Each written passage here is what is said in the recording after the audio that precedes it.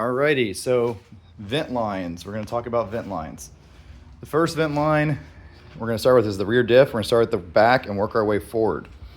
The rear diff vent line comes off the rear diff. Where to show you?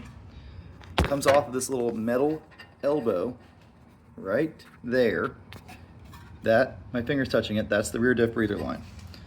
It comes off that, comes up here on top of your belt exhaust snorkel, over the top of the belt box, and it tees in to this T that goes to your sub-transmission breather. So those are both gear oil and they are teed together. Okay, now you're probably wondering, how do you know which one it is up here, right? So the way I did it, I unplugged it. That way I could suck on this and make sure that the differential is nice and airtight. It should hold a vacuum. Suck on it, stick your tongue in there, wait 30 seconds, there should still be a vacuum. That's a good way to test if the diff is currently sealed and there's no issues with the line or the vent. When you go in water, there's usually more pressure outside than inside. The air in the diff's gonna be hot, it's gonna contract. So sucking on this is a good test, okay? And then I go on this side right here and I blew in this to figure out which line it was up here. So this one, I haven't marked it, but it's one of the two big ones. This one is your rear differential and your sub-transmission is what I'm gonna call it. Okay, so that's pretty simple. That's just one vent line from here, goes into a T and goes to both those gearboxes. What's interesting is there's another vent down here. There's this guy. So what this vent does is it vents the area where the starter is and where the engine is coupled to the transmission, right? Because there's a shaft that comes over here, then it goes over here, that goes through here.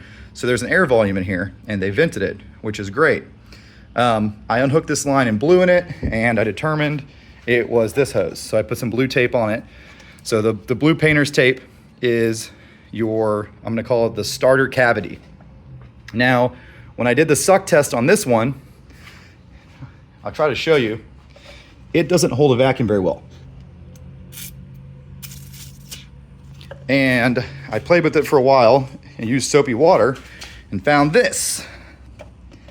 This is not sealed in there very good, which is scary because that's how a lot of the vents are on this thing. These are just a little press fit, this steel pipe into the aluminum. There was some kind of red sealant there. It wasn't doing a very good job and it was kind of cocked, and I noticed that, and as soon as I grabbed it, it came out. So definitely keep an eye on these things, especially if you're working on it. It doesn't take much for them to slide out. I'm gonna sand this up and I'm gonna JV weld it in there so it's nice and strong and airtight and put the line back on it. But what scares me is transmission uses that exact same little elbow pipe, and so does the rear diff. They don't seem to be leaking right now, but definitely keep an eye on these guys. Okay, so those are the two vent lines you see right here. They're kind of close to each other underneath where the throttle cable comes into the throttle body. One of them, again, just goes down here to your starter cavity, and the other one comes up here and goes to your transmission and your rear differential. All right, so continuing on with the vent line discussion, they get a lot more confusing at the front, so I'm gonna show you the easy ones first. This is your PCV valve, whatever, crankcase breather. This big hose right here, it's real fat, it gets a little skinnier, and it comes in to the top of the airbox right there. Now, if you look in here, you don't see anything, right? You just see the air intake temperature sensor, and that's because this is on the clean side of the airbox. There's a wall there separating the dirty side where your filter is from the clean side. So your crankcase breather breathes at the very top of the airbox on the clean side. Nothing you need to do there. That's about as good as it could get, to be honest. Okay? Then you probably see, okay, so that's an easy one, right? Crankcase breather. Let's talk about the next easy one, which is front differential. Front differential has a hose coming off of it. You can see it right there. It comes straight up. That's it again right there, that smaller black hose with no writing on it. And it comes up to here. This is just your front diff. The small one, this is the one, by the way, that was tucked way down in there from Polaris. This is just your front diff. I'm gonna label it, obviously, but that is an easy day. What starts to get confusing is the gas tank vents. And I'm gonna start off by telling you how that works, by telling you what is not related to the gas tank vents. This is gonna be kind of hard to see because this fender is in place. However, I'm not pulling the radiator and dumping coolant, so just bear with me. I'm gonna try to explain what I'm showing you. So, the first hoses I'm gonna show you are not the gas tank vents. These two hoses right here are some kind of secondary air circuit. So it takes air in this pipe from the clean side of the air box, and this valve controls air going to these two hoses. These two hoses go down and make a loop, and they come back up to the throttle body. That's all they do. One of the hoses is here, and the other hose, you're not gonna be able to see it very well, but it's tucked up way down there. You can kind of see the little pipe it comes off of, the little shiny pipe. So both those hoses just go from there underneath the air box into the throttle body. You can see they got this green writing on them, 5/16 SAE, whatever. If we come look over here, we've got green writing, SAE, whatever, same hoses. I've verified that pretty thoroughly. Again, there's a lot going on in this little area of the machine, and it's one of my least favorite things about this quad. Anything you have to work on up here is a pain in the ass. Okay, so that eliminates those two lines. Don't think about those anymore. They're not really breathers. They're a secondary air circuit, and you don't have to really worry about them as far as snorkeling because they're already breathing in the clean side of the air box over here. They are breathing kind of towards the bottom of the air box, which we don't love that, but yeah. So this is another hose you're gonna see. What this hose is the brake reservoir line for the rear brakes. So the rear brake pedal, right, this thing has some kind of combined braking, by the way. But anyways, the rear brake pedal needs a reservoir, just like the front one does. So your front reservoir is up here on the handlebars. Your rear one, you think it would be like right here, right here. No. It's actually, remember that hose I showed you? Your rear brake reservoir is right there. That's the cap for it. So it's all the way up here, tangled up with all those other vent lines, right behind your snorkels. Don't really love that. But what's also in that area, which is confusing, is your computer. I'm pretty sure that's your computer right there. So there's a lot of stuff going on in this one little small area. So just, if you have to do work there, you're probably gonna have to pull the radiator, pull this front fender to get all this off, because this piece right here is all one piece with the fender. So that's kind of a bear how everything's located there. Yes, they wanted to put it high up to keep water out of it, which is great, but everything is jumbled up right here because that's also your fuel tank and that's also your air box. This giant belt transmission assembly takes up a lot of space where these things would otherwise be. So yeah. So now I'm gonna try to explain the gas tank vents. This is fairly confusing because it's really hard to see and it's kind of convoluted. But if you look way back in there, remember this hose right here, this is your brake reservoir hose. So this is not a vent line, this is just for your brake reservoir. No worries there. If you look past it, if I can get the phone in the right angle, you see that white? See that white thing? That's where the breather comes off the fuel tank. You can kind of see it. It goes to a hose.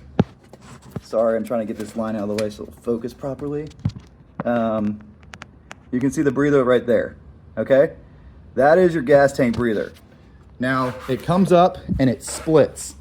So it comes off of that and it comes up to here. And you see that Y? That's that same hose. So it splits. One of them comes up to this one-way valve, and this one-way valve allows air to come into the gas tank, right? This is all because they don't want to spit fuel on you, by the way. So this one-way valve doesn't let fuel come out, but it lets air go in. The other part of that Y comes down to this hose right here, as we suspected. This hose that just drips straight down your front diff. If you follow this hose up and up and up and up, and you look way over here, so I can get a shot of it. Might be able to get it from this side. So that's the same hose. That's another one-way valve, okay? So that hose comes up the frame here, over to that Y, and that one-way valve only lets fluid or air go out. If you didn't have that one-way valve, it could suck mud from down here up into your gas tank.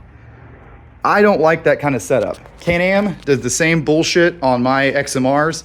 I always delete it. So what I recommend doing is plugging this hose right here, capping it, so that if there is some fuel, it can get caught in the line and evaporate, but then you have a 0% chance of mud and water getting sucked into your gas tank, and remove this one-way valve, okay? The downside of that is if the tank's over full and sloshing, a little bit of gas could get spit out of here. It could get onto the rider, and more concerning, it could drip onto the exhaust, and it could be a safety hazard. Now, on my Can-Am right here, I've done the exact same thing. This is my gas tank breather right here. I've never had it spit gas out at me. So this is one of those where it's up to you. It's a safety thing. What I recommend doing is running this hose up to your top of your tallest snorkel and just testing it and seeing if you have gas come out of there. If you don't, I wouldn't worry about it. If you do, you may want to have it, routed differently. My concern is the only thing keeping mud and water out of your gas tank is this one little one-way valve right now. And that makes me very nervous. I don't trust these little one-way valves enough. That little one-way valve is the only thing keeping mud and water out of your gas tank. So I'm gonna set it up, capping the bottom, removing this so that air can flow in and out of this, and this is your only fuel tank vent when I'm done. Proceed at your own risk. Those are all your breathers. So to go over it again, this is your gas tank in from the factory. This is your gas tank out from the factory. This is your front differential. This is your tranny and your rear diff. This is, I'm calling it the starter void. And then there's one more over here. This is your coolant reservoir overflow. If you're overheating, coolant will come out of this little guy. Those are all your vent lines that actually have to be snorkeled. The other vent lines, like your crankcase and your secondary air injection, are already breathing on the clean side of the airbox. So they are in essence already snorkeled by your airbox intake snorkel. Your gas tank vent, which is this one, I removed the one-way valve from the top, which is gonna allow fumes to come out of there. And I put it on the bottom, so you have it if you need it, and I capped it. So this now is just a drip tube. This will catch gas in it, but it will not drip out, and it will not let water and mud up it. Okay, so I got a little nervous when I went deep earlier today. I couldn't see the vent lines. I didn't like that because the snorkels are a lot higher than the pod. On the Rubicons, it ends up being a little closer. So I went ahead and ran all the vent lines up. I wanted to tell you which ones are which. So this one over here is gas tank, and you want it separate from your other vent lines because you don't want gas splashing into your other vent lines or fumes. So this is gas tank. This one over here is coolant. Coolant's another one you want separate, right? Because you don't want coolant getting into your gear cases. This big one right here, I combined your front diff, your rear diff, and your sub-transmission into one vent line. You can see the T right here. I let the T up high, that way if water gets in one of the gearboxes, it's not gonna easily get up the vent line into the other one because it's gotta make its way, well, all the way up to this T. From the factory, Polaris already had the rear diff and the sub-transmission teed together. This little line right here is the void that is in front of the starter. Polaris had that separate, so I wanted to keep it separate, but that's this little vent right here, the one I had to repair earlier. It's this little line up here. I know it's kind of ugly. I figured you're gonna reroute them how you want them. I just wanted to do that before I took it on a ride so I could keep an eye on all the vents. And yeah, if you overheat, you'll have coolant come out of this. If your gas tank gets really hot or overfull, you'll have gas come out of this. So keep an eye out for that.